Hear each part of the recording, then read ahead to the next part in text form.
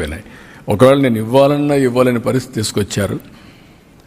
But ఏదైనా సరే ఈరోజు ఆలోచించిన తర్వాత నాకు అనిపించింది, వీళ్ళకు కూడా మనం మళ్ళా కనీసం దీపావళి ముందు ఈ ప్రభుత్వం మీతో ఉంటుంది, అందరికీ చేసినప్పుడు నేను ఎవరిని కూడా అందరికంటే ముఖ్యంగా వీళ్ళు హుషారుగా ఉంటేనే నేను అనుకున్న పనులు కూడా సుజావుగా జరుగుతాయి. అందుకే పిలిపించి మార్నింగ్ అంతా కూడా మాట్లాడాం. మొన్నటి నుంచే మేము ఎక్సర్సైజ్ చేస్తున్నాం.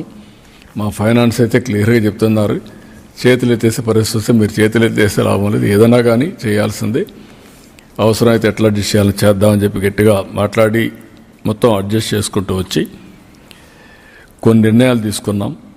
ఆ నిర్ణయాల్లో ప్రధానంగా ఒక డిఏ ఇవ్వాలని నిర్ణయం చేశాం.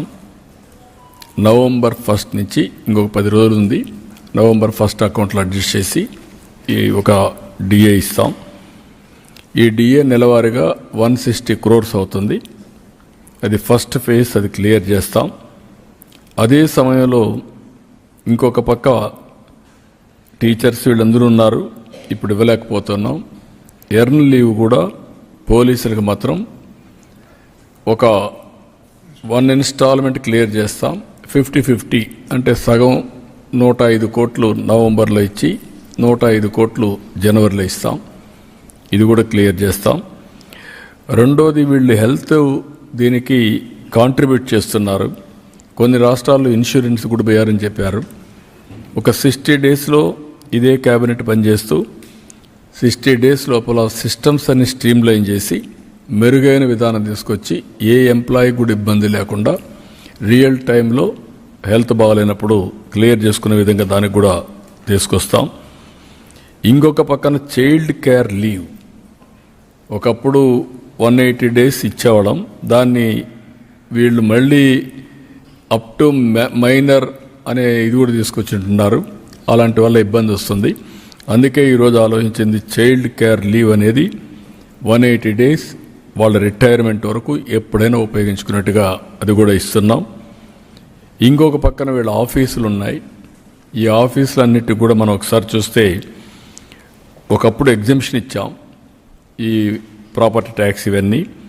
ఇప్పుడు ఆ మున్సిపాలిటీస్లో ప్రాపర్టీ ట్యాక్స్ అన్నీ మళ్ళా కట్టమని చెప్పి డ్యూస్ అన్నీ ఫైన్ మీద ఫైన్, పెనాల్టీ మీద పెనాల్టీ వేసే పరిస్థితి వచ్చారు. అవన్నీ కూడా రద్దు చేస్తున్నాం, అవన్నీ తీసేస్తాం.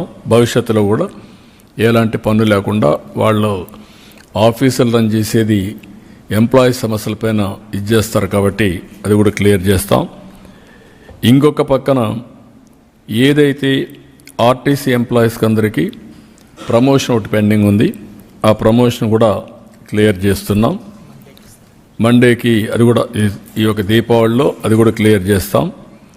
ఇది కాకుండా ఇంకొక పక్కన నామన్ క్లేచర్స్ అని ప్యూను, వాచ్మ్యాన్, అటెండరు, తర్వాత జూనియర్ అసిస్టెంట్ అని, ఇలాంటి ప్లంబర్ అని, ఇలాంటి పోస్టులన్నీ ఉన్నాయి.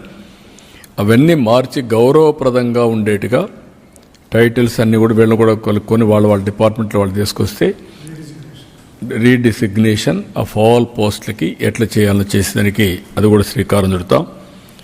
ఇవి కాకుండా కొన్ని విషయాలు ఇంకా కూడా కొన్ని ఉన్నాయి. అవి ఒకటి పిఆర్సీ, వాళ్ళందరూ అడుగుతున్నారు కానీ నాకు వదిలిపెట్టమని చెప్పాను.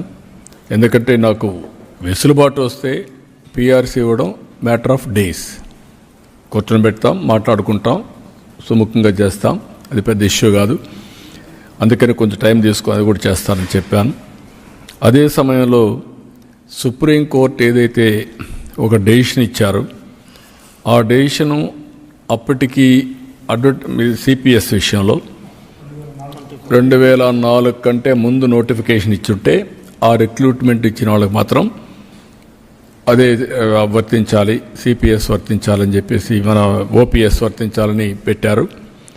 అది కొంచెం ఒక సమస్య ఉంది, మన వాళ్ళు డిస్కస్ చేసి అది కూడా ఏ విధంగా చేయాలని చేస్తారు.